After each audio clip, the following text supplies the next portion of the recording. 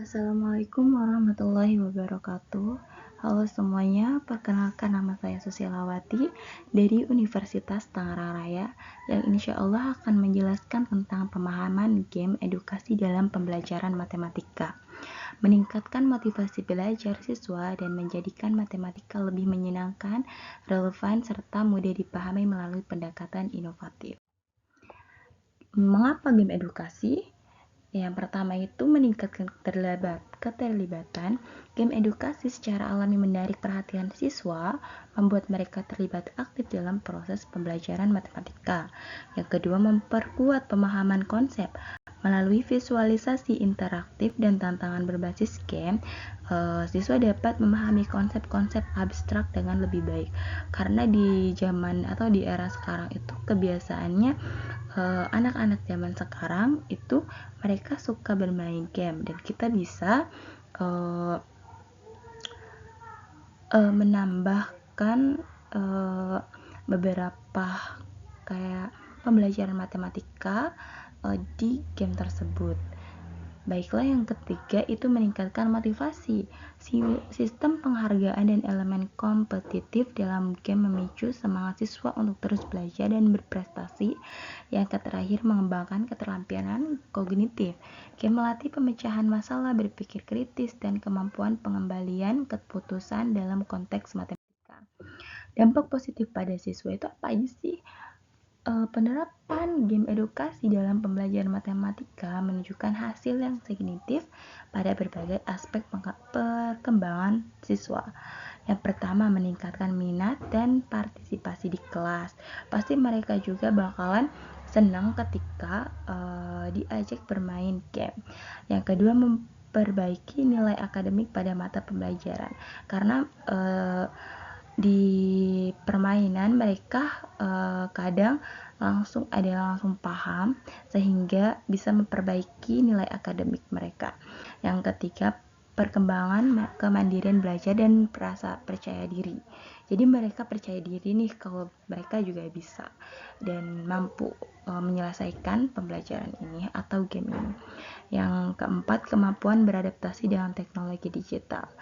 Nah, di sini juga ada plusnya, yaitu mereka bisa beradaptasi dengan teknologi digital yang mungkin mereka awalnya nggak tahu nih aplikasi ini atau apa, tapi ketika mereka bermain dengan game ini mereka tahu. Yang terakhir, pengurangan kecemasan terhadap matematika. Kadang mereka juga ada yang nggak suka atau bagaimana di pembelajaran matematika. Namun ketika kita ngasih atau ngasih game pembelajaran ini, insya Allah mereka tidak akan cemas dengan pembelajaran.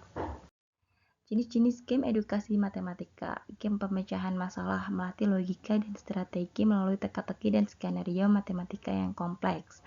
Game latihan berhitung, menghitung kecepatan dan akurasi dalam operasi dasar aritmatika. Game geometri spesial, membantu siswa memahami bentuk ruang dan hubungan spesial secara visual. Yang terakhir, game statistik dan data, mengajarkan pengumpulan, analisis dan interpretasi data sederhana. Di sini juga ada memilih jenis game ya yang harus tepat karena harus mencapai tujuan pembelajaran yang spesifik.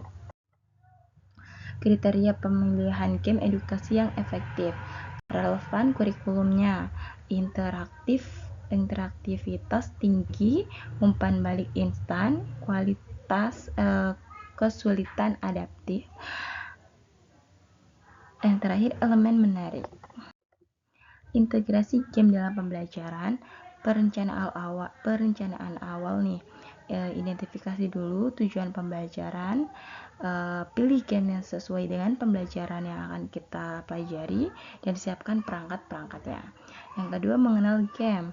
Jelaskan dulu kepada siswa aturan dan tujuan game kepada siswa nih, bagaimana dan gimana, kaitkan dengan materi pembelajaran. Yang ketiga, sesi bermain. Fasilitasi siswa saat bermain. Berikan bantuan jika diperlukan dan dorongan kolaborasi. Refleksi dan diskusi. Yang keempat, setelah bermain, diskusikan pengalaman yang telah mereka pelajari, konsep yang dipelajari mereka, dan kaitkan dan kehidupan nyata. Evaluasi hasil. Nah, ini yang terakhir, evaluasi hasil. Pantau kemajuan siswa dan gunakan data dari game untuk evaluasi pembelajaran. Integrasi yang efektif, memastikan game edukasi bukan hanya hiburan saja, tetapi alat belajar yang kuat juga. Tantangan dan solusi. Setiap tantangan pasti ada solusi kan, dan di sini juga ada tantangan dan solusinya. Nah, di sini tantangan keterbatasan akses teknologi. Banyak juga kan sekolah-sekolah kekurangan perangkat atau koneksi internet nih. Nah, solusinya ini game offline dan kolaborasi, memanfaatkan game offline, aplikasi berbasis web sederhana atau program donasi perangkat.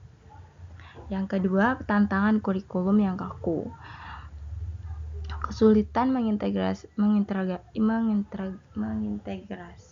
game ke dalam jadwal dan kurikulum yang padat.